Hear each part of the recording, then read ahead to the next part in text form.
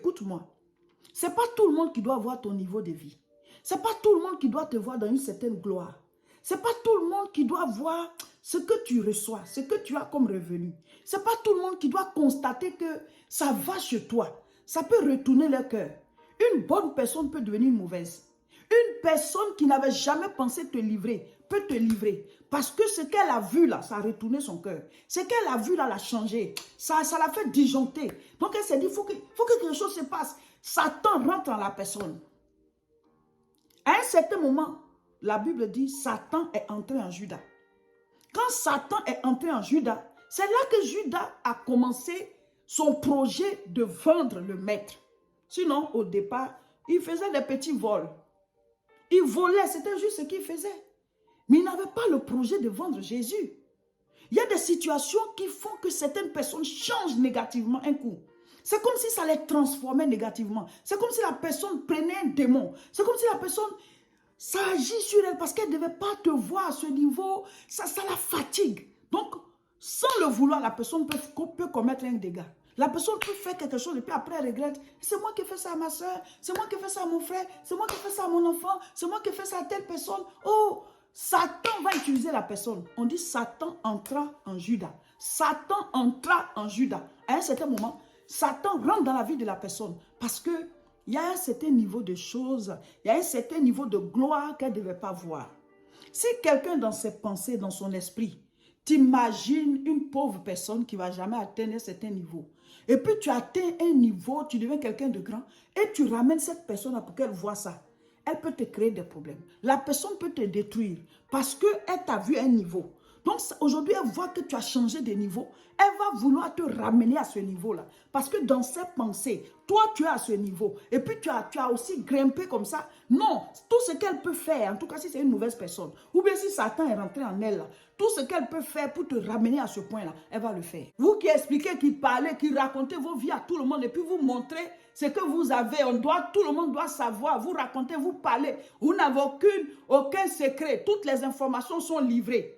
Et puis après, tu ne comprends pas que tes projets n'évoluent pas. Tu ne comprends pas que tu fais du surplace, que ta vie, tout ce que tu avais mis sur pied là, tout redescend. Mais le monde spirituel travaille avec les informations. Ce que tu donnes comme information là, le diable, il rajuste le tir. Il dit, ah, c'est de ce côté qu'il faut tirer. Voici où quelque chose est en train de commencer. Et donc on tue tes œufs là, on les casse. Donc jamais les œufs ne vont éclore.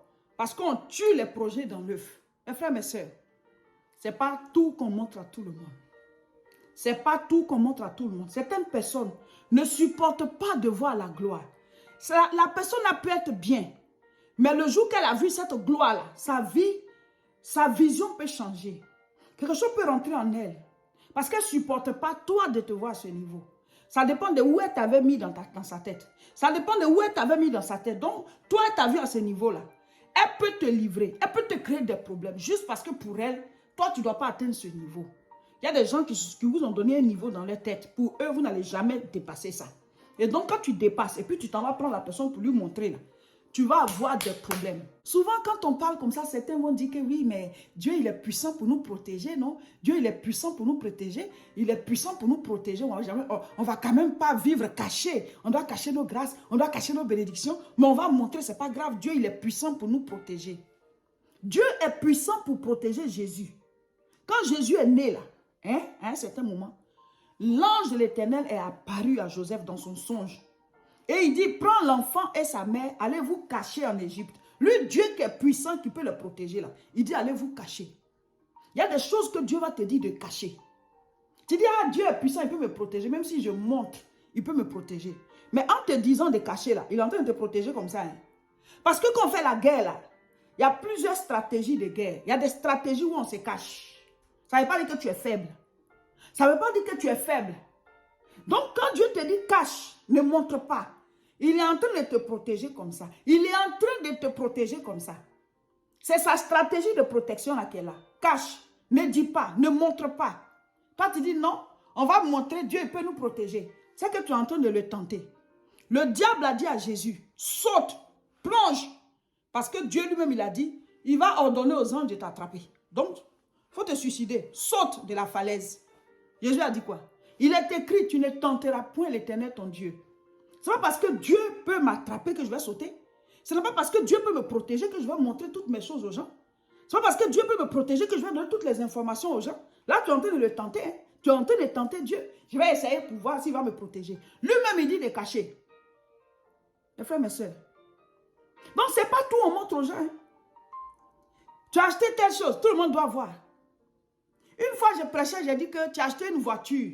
Ce n'est pas tout le monde qui doit voir. Certains disent que oui, donc on va conduire la voiture là dans la maison. On n'a pas dit de conduire la voiture là dans la maison. Tu dois conduire la voiture. Si toi, tu n'as pas montré, puis quelqu'un a vu là, c'est lui qui a vu. Mais il y a des endroits, quand tu vas devoir y aller là, tu laisses ta voiture, tu prends un taxi et puis tu t'en vas. Tu laisses ta voiture et puis tu prends un taxi et puis tu t'en vas. Pourquoi? Parce que ceux qui sont là-bas, là, s'ils voient la voiture, là, tes problèmes vont commencer. Ils vont te réévaluer dans leur tête. Ils vont commencer à te demander l'argent alors que tu ne veux pas à ce niveau. Ou bien peut-être même que c'est ta voiture de service. Mais les problèmes que ça va t'attirer là, tu vas commencer à avoir des ennemis. Parce qu'ils vont trouver que tu as de l'argent. Tous leurs problèmes vont venir vers toi. Donc Dieu va te dire, ne fais pas partir ta voiture là devant eux. Chaque fois que tu veux aller là-bas, gars, prends un taxi, va au retour, tu prends ta voiture. Ça aussi, c'est une stratégie de guerre. Se cacher là, ça fait partie des stratégies de guerre. Donc, quand Dieu vous dit, ce n'est pas tout qu'on montre aux gens. Ce n'est pas tout qu'on dit à tout le monde. Ce n'est pas à tout le monde qu'il faut montrer son niveau de vie. Ce n'est pas à tout le monde qu'il faut montrer ce qu'on a acquis. Ce n'est pas à tout le monde qu'il faut montrer ce que tu as réalisé. Ou bien ce que tu es en train de réaliser. Vous présentez tout aux gens. Et puis maintenant, l'ennemi sait de quel côté tirer. Le monde spirituel fonctionne avec les informations. Si Satan ne sait rien de toi, il ne sait pas où il va attaquer, ce n'est pas ce qu'il va faire. Satan utilise des hommes. La manière dont Dieu utilise des hommes là. C'est comme ça que Satan aussi utilise des hommes. Donc, il faut que ce que le diable veut utiliser contre toi, là, il faut qu'ils aient l'information pour savoir de quel côté ils font leurs incantations. Donc, ce n'est pas à toi de livrer tes informations. Cacher les informations, ça fait partie de la stratégie de guerre. La Bible dit que nos armes de combat ne sont pas charnelles, mais elles sont puissantes par la vertu de Dieu pour renverser des forteresses. Dieu dit, l'insensé lui-même, là, quand il garde le silence, il paraît sage. Même l'insensé, quand il garde le silence, il paraît sage. Il y a un monsieur qui dit que sa mère et lui devaient aller à une réunion de famille. Et il ne sait pas qui allait dans cette réunion-là. Mais au moment où lui, il voulait partir dans cette réunion, il est passé chez sa maman pour la prendre parce qu'il avait acheté une nouvelle voiture. Il avait nouvellement acheté sa voiture. Avant, il n'avait pas de voiture, mais il avait nouvellement acheté sa voiture. Il est passé récupérer sa mère pour qu'ils puissent aller ensemble à la réunion du village. C'était une réunion de famille. Il allait avoir plusieurs membres de la famille et des gens du village. Et sa mère lui dit, garde ta voiture chez moi ici. Garde ta voiture chez moi ici. On prend un taxi et on part. On va descendre, marcher, rentrer dans la maison, faire la réunion et revenir. Tu vas prendre ta voiture et partir. Sa maman dit, n'allons pas à la réunion avec ta voiture. Alors, comment est-ce qu'on peut donner de telles consignes? Ben, peut-être que la maman sait, ceux qui sont à la réunion là, ceux qui sont à la réunion là, peut-être qu'elle connaît l'état de leur cœur. Ceux qui sont à la réunion là, elle connaît leur réaction. Ceux qui sont là-bas là, peut-être que ce sont des gens, même s'ils ne sont pas méchants, mais le fait de voir la voiture, ça peut retourner leur cœur. Il y a ceux qui sont bons de cœur pour toujours. Il y a ceux qui sont bons de cœur, quel que soit ce qui se passe, et qui maintiennent la bonté de leur cœur, qui maintiennent la bonté aussi dans leur cœur. Il y a des personnes comme ça, quelles que soient dans les circonstances dans lesquelles elles se retrouvent, quelles que soient les circonstances dans lesquelles elles se retrouvent, ces personnes vont toujours être bonnes de cœur. Mais il y en a qui sont bons, il y en a qui sont gentils, il y en a qui sont vraiment bien, mais il y a des circonstances qui peuvent les changer. La Bible dit que Judas était avec Jésus. Il faisait partie des apôtres. Judas lui-même, il n'avait jamais préparé l'idée dans sa tête qu'un jour, il va livrer Jésus. Judas n'avait jamais pensé à ça. Qu'un jour, lui pouvait livrer le maître. Judas n'avait jamais songé à ça. Ce que Judas faisait, c'est qu'il volait dans la caisse. Il volait dans l'argent qu'on lui demandait de garder. C'est lui qui était le trésorier de l'équipe. Quand on fait les offrandes, c'est à Judas on donne pour attraper. Mais Judas volait. Il volait l'argent là. Mais lui, il s'est dit, bah, si je peux faire trop de mal, c'est ça, hein, voler un peu l'argent et tout, mais pas au-delà. Judas ne s'était jamais imaginé que lui pouvait vendre le maître. C'est pour ça qu'il s'est suicidé après. Parce qu'il s'est dit, c'est moi qui ai fait ça.